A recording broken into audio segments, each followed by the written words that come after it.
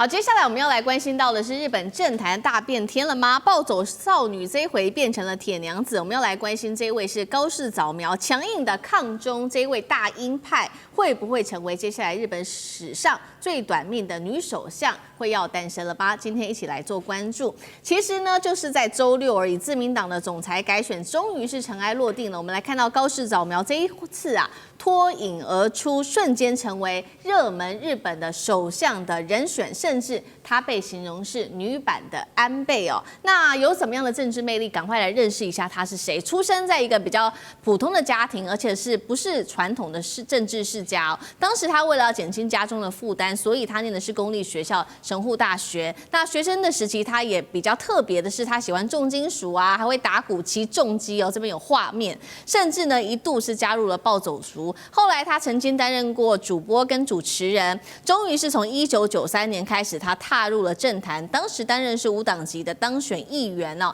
1996年，她则是正式的加入了自民党，来担任内阁的要职，被视为是安倍的继承人。不过呢，她现在是热门人选，但是日经亚洲也点出了，就算她未来成为首相的话，马上就要面临到的3大难关，包括了第一个，高市她要面临的是组建联合政府的难关，还有重大的外交活动，她要如何来应对，跟她如何接下来团结自民党内部的分裂呢？能不能成为顺利的这个日本的首位女首相？为何她又能够打败目前呼声最高的小泉进次郎？杨老师怎么看？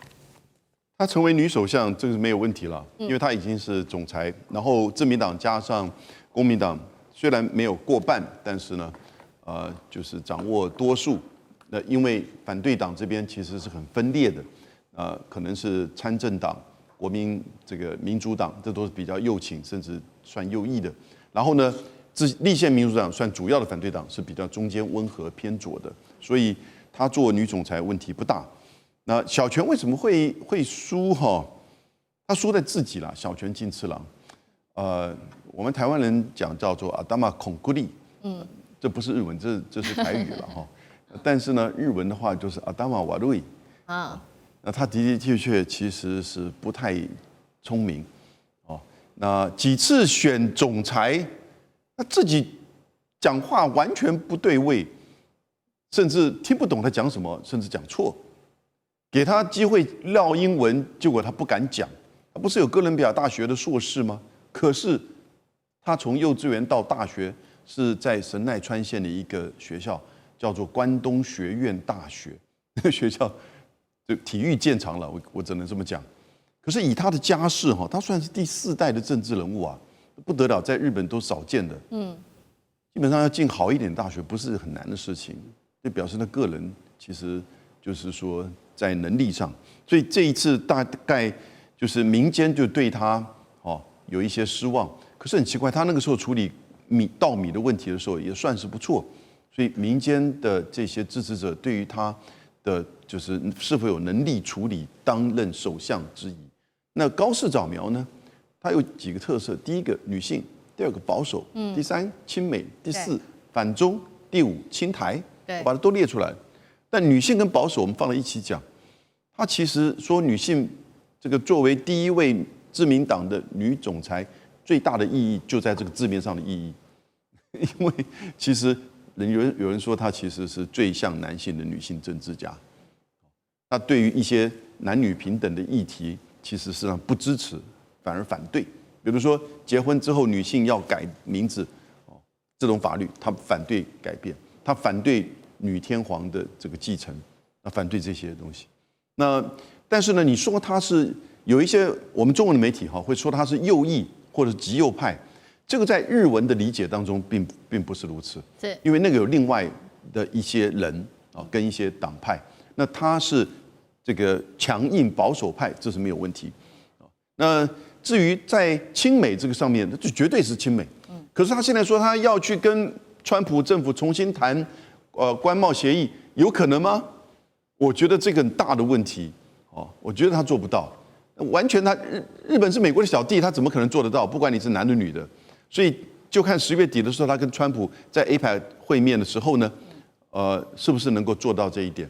至于反中，我觉得他其实反中应该是视为美国的一个代理人，但是日本跟中国的经济以及他背后那个麻生太郎会牵制他。不要忘记，他现在到2028年没有选举，所有参议院、众议院到2028年才开始选举，所以他这3年呢，如果不出大问题的话，他可以做的算是稳当的。那但是呢，亲台大家不要误会，他其实是了解台湾。他讲的所谓台湾有事，日本有事，不是说日本要介入战争，对，而是说发生战争对日本的冲绳跟西南诸岛的影响要怎么做因应的问题。但台湾人真的不要这个自以为是，认为台海战争当中有日本来相助，高市早苗一定会支持，这个不可以这样理解。好，高市早苗这一回出现哦，那其实可以看到他的定位也非常的鲜明，比较是强硬派的保守，那亲美当然是反中的这个鹰派大将。大家也在看说接下来的中日关系会如何发展，是大家比较紧张的。尤其我们来看到他从2014年他的这些言论，真的就是比较鹰派。他几乎每一年从2014年开始都会去到靖国神社做参拜，甚至他说过918的战争是自卫战，公开否认南京大屠杀，还有这一段的慰安妇历史，还抛出台湾有事，日本就有事等等。那么现在其实包括了自民党大将这位是石破茂也都非常担心，他说希望他别把日本带入歧途，大陆直接酸说他可能是短命的女首相。接下来他会怎么走他的路线？委员怎么看？还有中日关系，这个短不短命跟对中国关系没有必然的关系啊。石破茂算是比较轻松很短命啊。那个其他也有这个比较不轻松，甚至比较抗中的也蛮短命的。短命不短命，完全是由日本自己内部的政治所决定啊。而日本的这个自民党的派阀问题啊，也是决定了短不短命的问题。但是我不得不讲个难听的话哈，日本最近的首相人选素质都很差。真的是很差，不是一般的差，非常的差，而且谎话连篇，这一句我都听不进去啊！次私立顶大去念公立的神父大学，哪一家私立顶大？哇塞大吗？还是哪一家？对不对？日本也有很好的公立大学啊，这个公立的神父大学还不是很顶好的啦，还有大阪大学，还有那个东京大学，对不对？这个你就不会念书，你就不要讲的那么说哇，私立在日本私立的顶大不是日本的顶大，公立才是顶大，跟台湾一样嘛，跟台湾一样的制度是一样的哈。那这个不管啦，这个他踏入政坛，终于轮到他当这个首相啊，因为当然这个我没有那个杨教授那么了解日本啊，但是我接触过日本的。这个政治的水准都很差，不知道为什么，好像不爱念书人才会去当日本的众议员真的很糟糕啊！就是这个所谓的小泉进次郎只是一个象征性就是他们知识很窄，然后关心的焦点很狭隘。我上次批评也许很严格，可是我接触了也有不少人他们真的就是个德性。美国的参众议员我就觉得很糟糕了，日本的还比台湾的立法委还糟糕。真的是有这种情形啊，所以好了，不批评他，所以他要长远任职不太可能，因为这是日本内部政治结构所决定的。因为很多人都想为这个位置嘛，那派阀弄一弄的话，老大开心谁日本流行老人政治啊，麻生太郎80几岁了，现在还操纵日本政治啊，对这些人只过嘛。你说对中国强硬，那个叫空话强硬啊，强硬要你有本事。比如说，川普说：“我有军队，我委内瑞拉不听，我可以把军队派过去。”这个叫做没有空话的强硬。你日本对中国强硬，你有什么本事强硬啊？这个不知死活，除了脸比较长以外，看不出他有什么强硬的本事啊！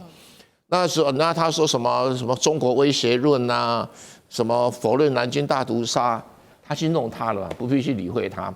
这种就是过场的小丑人物，他还要学柴契尔夫人那被柴契尔夫人不丢到那个几百里外了。好，所以那等一下也请小舰长带我们看怎么看第一个中日之间的关系，那还有包括接下来对整体的东亚安全又会有怎么样子的影响？刚刚说了嘛，这个高市他是走比较鹰派的路线，那他自己称自己自意是这个安倍路线的继承人，几个他比比较强硬的政策，我们来看到他曾经说呢，他要推动修宪，把日本的自卫队改名叫国防军，大幅增加国防预算，强化美日同盟，并且建议日台准安全同盟等等。他说他的偶像是英国铁娘子柴契尔。曹舰长，偶像可以很多啊，可是自己可不可以变成偶像那样的一个地位是个问题啊。是，而且我们台湾的媒体有一个问题啊，我们台湾的媒体喜欢啊，例如说，之前川普也就是胜选第2任的时候，哇，大家很开心啊，川普总统第1任就跟那个蔡英文总统通电话，现在是不是我们的机会又来了？结果呢，现在川普最常讲的台湾后面还有几个字啊，基体电路公司啊，他其实真正对于台湾有关于战略。或者是跟大陆的关系，他反而几乎没有琢磨啊。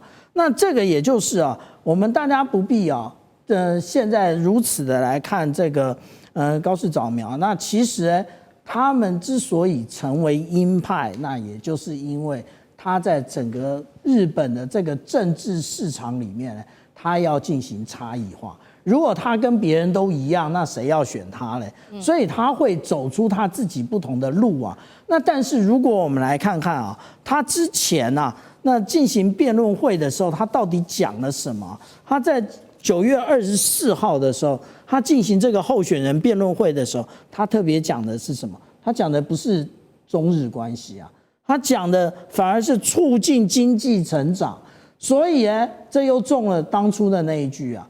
笨蛋，问题在经济啊！所以现在谁去跟中国大陆搞不好啊，谁自己倒霉。因为你跟中国大陆搞不好，最大的问题就会先出现在你的经济上面。现在终于知道了吧？你对于中国大陆各种的那个为难，中国大陆先用这个稀土卡脖子，接下来不买你的大豆，川普现在真是无以为继啊！